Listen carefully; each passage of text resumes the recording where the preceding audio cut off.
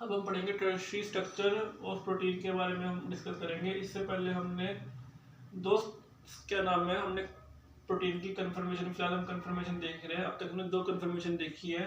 Primary देख ली हमने, जिसके अंदर हमने बताया कि इसके अंदर सिर्फ कोवलेंट बॉन्डिंग होती है। 2 डिग्री स्ट्रक्चर देखा हमने, जिसके अंदर हाइड्रोजन बॉन्डिंग होती है।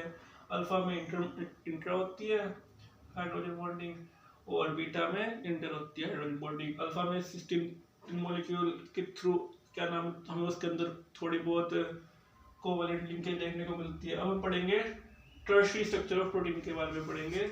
ठीक है, ये टर्शियरी स्ट्रक्चर क्यों होता है? क्योंकि जब प्रोटीन का मॉलिक्यूल अपने आप को बहुत ही कॉम्पैक्टली या टाइटली अपने आप को कॉम्पैक्टली अरेंज कर लिया अपने आप को बाय बेंडिंग और फोल्डिंग,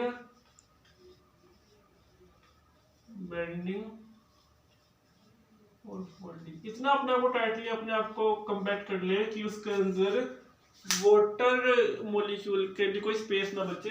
तो वो होता है tertiary structure of protein. Basically इसके अंदर 4 टाइप्स की हमने इंटरेक्शन हमने इसके अंदर हमें देखने को मिलती है।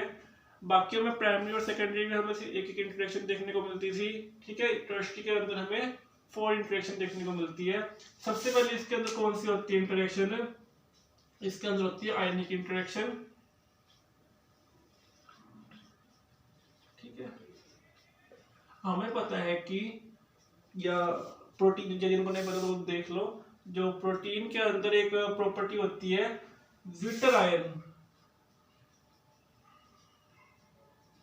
ठीक है, कि COO नेगेटिव और NH3 पॉजिटिव। तो ऐसा ही एक अमीनो एसिड का एक मॉलिक्यूल, दूसरा में अमीनो एसिड का एक मॉलिक्यूल, ठीक है, दोनों आयनिक स्ट्रक्चर है। तो इनके बीच में अगर इंटरेक्शन कोई देखने को मिलेगी तो वो कौन सी होगी? आयनिक इंटरेक्शन होगी। तो फर्स्ट इंटरेक्शन तो ये होगी। सेकंड इंटरेक्शन हमें टर्शियरी के अंदर कौन सी देखने को मिलती है? Hydrogen bonding. किसके अंदर देखने को मिलती है? आइमाइड ग्रुप ऑफ NH2 ठीक है, और COH का क्या नाम है? CO group. ठीक है, इन दोनों के बीच में कौन सी बॉन्डिंग देखने को मिलती है? हमें हाइड्रोजन बॉन्डिंग देखने को मिलती है। ठीक है, फिर तीसरी हमें कौन सी देखने को मिलती है? कोवैलेंट बॉन्डिंग या डाइसल्फाइड बॉन्डिंग। देखो, सल्फाइड बॉन्डिंग हमें कहाँ देखने को मिलेगी? जहां पर सिस्टीन मॉलिक्यूल होगा।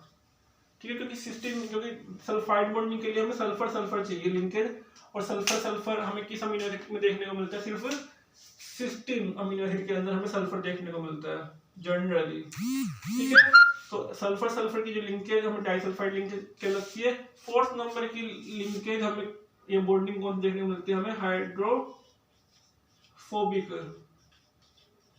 एल्काइल ग्रुप की लिंकेज हमें देखने को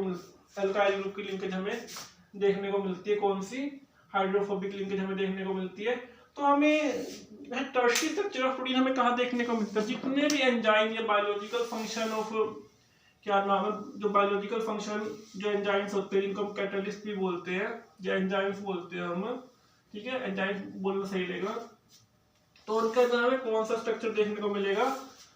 टर्शियरी स्ट्रक्चर देखने को मिलेगा। जैसे कि साइटोक्रोम C हो गया, साइटोक्रोम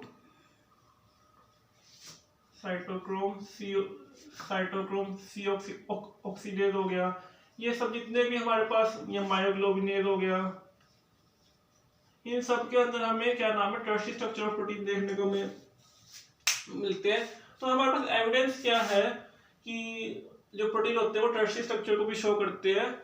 तो इसका एविडेंस देखने को हमें मिलता है। जो क्या नाम है, अपनी प्राइमरी स्ट्रक्चर ऑफ प्रोटीन होते हैं कि मतलब उसको फोल्डिंग की जरूरत क्या पड़ी, हम कैसे कह सकते हैं? तो जो प्राइमरी स्ट्रक्चर ऑफ प्रोटीन होता है, एक उसका एग्जांपल हमने लिया सीरम एल्ब्यूमिन। इसके अंदर 584 अमीनो एसिड क्या नाम है देखने को मिलते हैं। ठीक है, जब सेकेंडरी स्ट्रक्चर आया यानी कि वो और कॉम्पैक्ट हुआ। इसके अंदर हमारे पास 2 एग्जांपल थे, अल्फा और बीटा। अल्फा के अंदर हमें तकरीबन 90 अमीनो एसिड देखने को मिले, और टर्शियरी के अंदर हमें कितने देखने को मिले? 200 के आसपास अमीनो एसिड देखने को मिले। ठीक है। उसके बाद हम टर्शियरी स्ट्रक्चर की तरफ आए तो अमीनो एसिड का नंबर घटता हुआ हमें कहां पर पहुंच गया, हम 13 अमीनो एसिड पे पहुंच गए। ठीक है, तो जैसे जैसे हमने कंफर्मेशन बढ़ाई प्राइमरी सेकेंडरी और टर्शियरी अमीनो एसिड, तो अपने आप को एक तरह से लेस स्पेस में ऑक्यूपाई करने के लिए उन्होंने अपने आप को स्ट्रक्चर में अपने आप को डेवलप किया, प्रोटीन्स ने अपने आप को। ठीक है, और इसके थ्रू क्या हुआ, जो एक्टिव साइट्स का हमारे क्या नाम है, एक्टिव साइट्स का कुछ एक्टिव साइट्स बनी, एक्टिव साइट्स वो अपने आप को अमीनो एसिड अपने आप को इस हिसाब से अरेंज किया कि कुछ एक्टिव साइट्स अपने आप को पास लेके आई और एक बड़ी एक्टिव साइट क्या नाम है बनी। ठीक है, तो इस एक्टिव साइट के कारण एक प्रॉब्लम हमें जनरेट देखने को मिली कि अगर इस की टर्शियरी स्ट्रक्चर होता है प्रोटीन का, उसके अंदर सपोज ये कोई एंजाइम है, बेसिकली एंजाइम के अंदर टर्शियरी एंजाइम होगा तो वो प्रोटीन से मिलकर बनेगा, ये उसके अंदर एक्टिव साइट होगी। तो कुछ भी बायोमोलिक्यूल अगर कोई आएगा तो उसको, तो उस बायोमोलिक्यूल की जो शेप होनी चाहिए वो इस एक्टिव साइट की तरह होनी चाहिए, ताकि वो इजीली इसके अंदर क्या हो जाए, फिट हो जाए। तो इसका मतलब इसका ये स्ट्रक्चर बनना जरूरी है कि इसी टाइप का स्ट्रक्चर होना चाहिए। तो इस टाइप के स्ट्रक्चर को जो चीज वो करती है, वो कौन कौन से फैक्टर होते हैं जो स्ट्रक्चर को मेंटेन होने से रोकते हैं, वो होते हैं टेम्परेचर,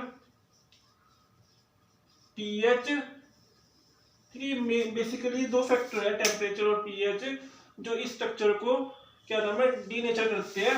तो जो डीनेचर ऑफ प्रोटीन भी क्या नाम है, शो करते हैं, डीनेचर नेचुरेशन ऑफ प्रोटीन को शो करते हैं।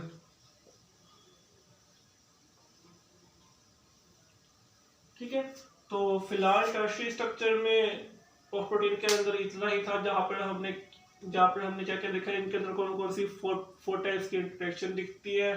ठीक है, कौन कौन सी इंटरेक्शन थी, वो हाइड्रोफोबिक थी, आयनिक थी, उसके बाद हमारी आयनिक थी, हाइड्रोजन बॉन्डिंग थी, हाइड्रोफोबिक इंटरेक्शन थी, और फोर्थ और हमारी कोवेलेंट बॉन्डिंग थी। फिर हमने उसके कुछ एविडेंस देखे हमने कि कैसे एविडेंस, हमने एल्ब्यूमिन का एग्जांपल लिया प्राइमरी स्ट्रक्चर का, जिसके अंदर 584 अमीनो एसिड थे।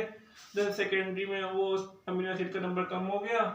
हमने कुछ फैक्टर के बारे में डिस्कस किया कि अमीनो एसिड में क्या नाम है, कौन कौन से ऐसे फैक्टर है जो उसकी एक्टिव साइट को डीनेचर करते हैं। एक बार टेम्परेचर और पीएच का हमने ज्यादा हमने रोल प्ले देखा। तो आज के लिए फिलहाल इतना ही, नेक्स्ट वीडियो में हम बात करेंगे क्वाaternary स्ट्रक्चर ऑफ प्रोटीन। तो थैंक यू।